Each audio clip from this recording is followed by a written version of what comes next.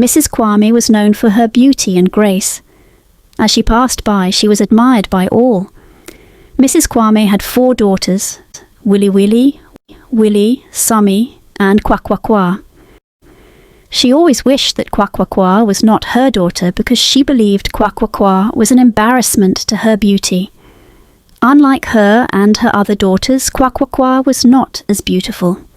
Because of this, Kwa Kwa Kwa was often left alone in the house, as Mrs. Kwame thought she was ugly. She would often sit by herself, tears rolling down her cheeks. Mrs. Kwame's 3 other daughters, Willy Willy, Willy, and Summy, were the pride of her life. They had smooth skin, bright eyes, and lovely smiles. Every evening when Mrs. Kwame returned from the market, she would sing a special song for them. Will you really come here? Second, will you come here? Summy, Summy, come here.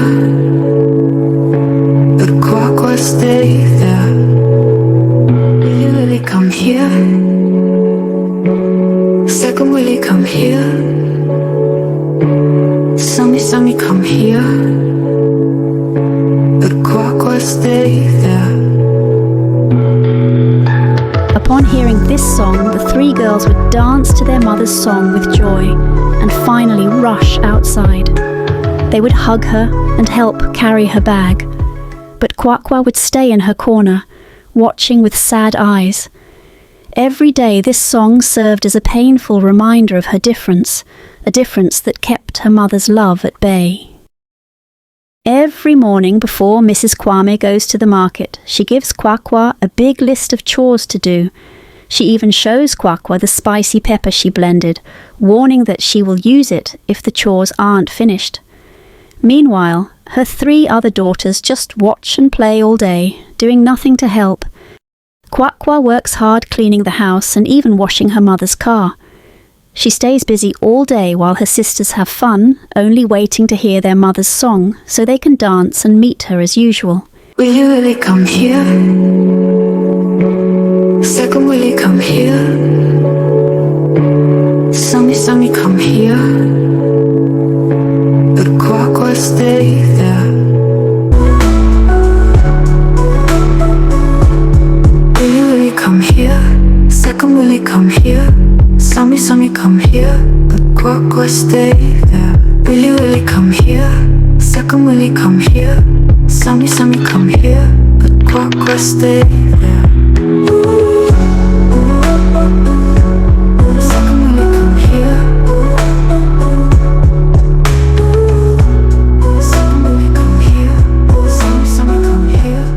Unbeknownst to them, a man has been secretly recording everything with his camera.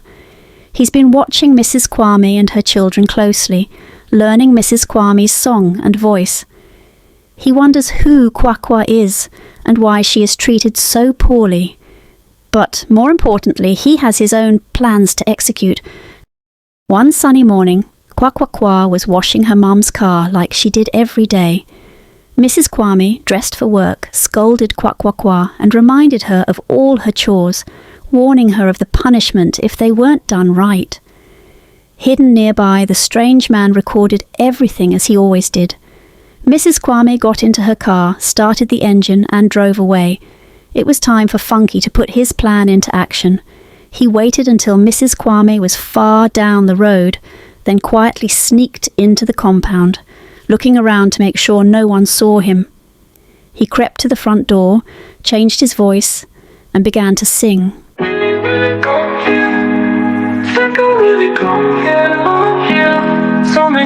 Come here, but Kwa Kwa, stay there. Willy Willy, come here. Second, Willy, come here. Somebody, come here.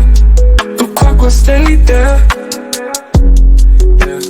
Willy Willy, come here. Second, Willy, come here. Somebody, come here. But Kwa Kwa, stay there. As the girls were dancing to the song, Kwa Kwa Kwa noticed something strange about the voice. She listened closely and realized it wasn't their mum's voice. When she saw the girls were ready to run and hug their mum as usual, she quickly stood in their way and shouted, "Please don't go. This doesn't sound like our Mama's voice. Please, my sisters. Second Willie come here. Do you even know Mama's voice? I know you are only but jealous of our beauty. We are going to meet Mama as usual, so out of the way. So they rushed out as usual, but were shocked with who they saw.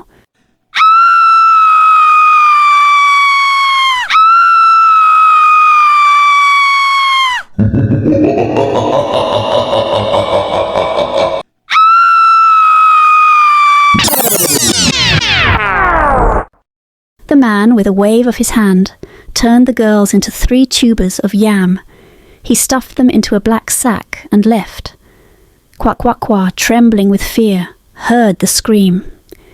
She rushed outside to find her sisters, but no one was there. Terrified, she went back inside, shaking with fear. Mrs. Kwame driving back home, eager to meet her 3 most precious daughters. When she got into her compound and sang her song, the girls didn't come out as usual. Surprised, she sang it again. This time only Kwa came out, and Mrs. Kwame scolded her for coming out instead of her 3 beautiful daughters and told her to go back inside. But then she noticed Kwa had tears in her eyes and looked very scared. She asked, "What happened? Where are your sisters?" Kwa broke down in tears and told her everything. Mrs. Kwame was shocked and panicked. For the first time, she hugged Kwa and cried. Mrs. Kwame quickly alerted the police. Being an influential woman, the police arrived swiftly. They interrogated her and her daughter, assuring them of their determination and energy to intercept the mysterious stranger and bring her daughters back. Funky, as he was popularly known to his gang, took the bag with him and dropped it in his secret room in an undisclosed location. This was his usual method, as his victims served multiple purposes. He either sold them to politicians for rituals or demanded money for their release. He also turns his victims to a bird, while some to a book, while some to a cock. It all depends on his mood. This is for easy pickup and not getting caught, especially by the police. After untying the sack, he took out the yams and performed incantations, transforming the girls back into their human forms. Whenever his victims returned to life, he had 7 days before they fully regained consciousness, so he must decide their fate within that time frame. He served them food like he always does, their eyes wide with confusion, unaware of where they are or who he is. He warns them not to shout or talk to each other, even though he is aware they are still in a dazed state. Meanwhile, Mrs. Kwame now has only one companion, Kwa.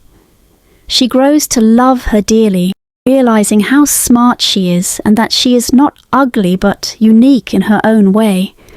She regrets her past actions toward Kwa and makes every effort to become closer to her daughter.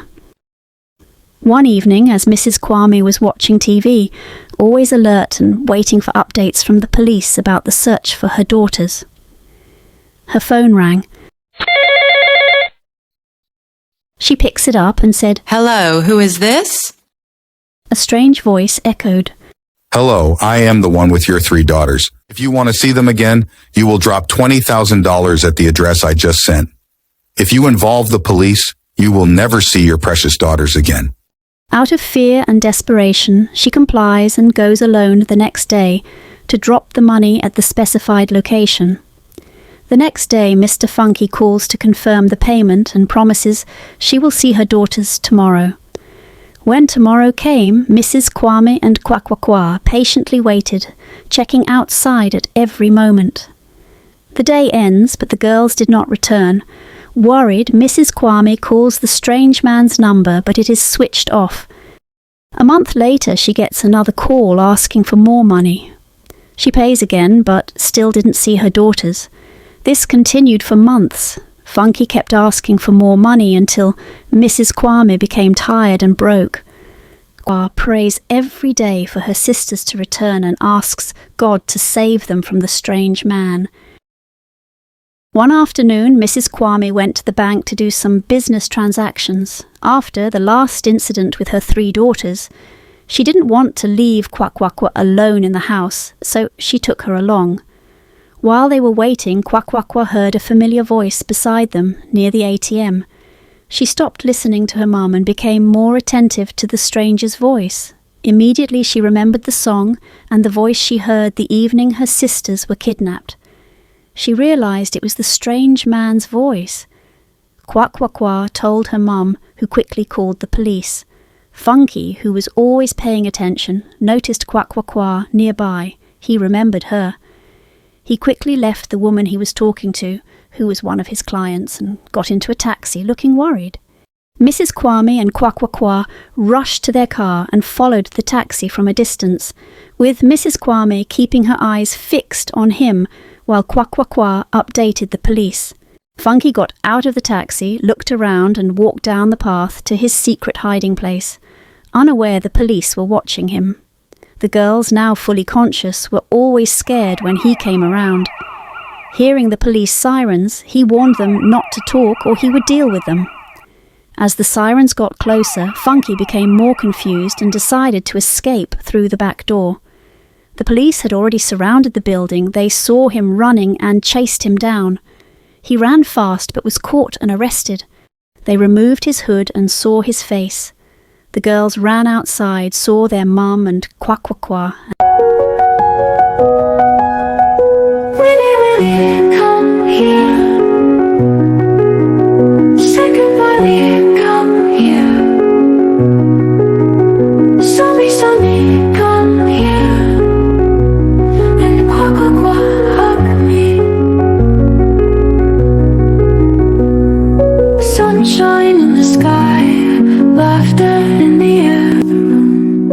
Each and every day, we can find a way. Really, really stay, never go away.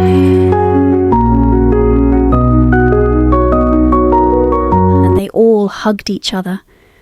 Mrs. Kwame, with tears of joy, hugged all her daughters, realising the uniqueness of each child, and vowed from that day onward to always keep her family together and never segregate any child. I hope you enjoyed the tale. If so, please like the video, share it with your family and friends, comment on it, and don't forget to subscribe to the channel and turn on the notification bell for more enchanting tales like this one. See you in our other videos. Goodbye.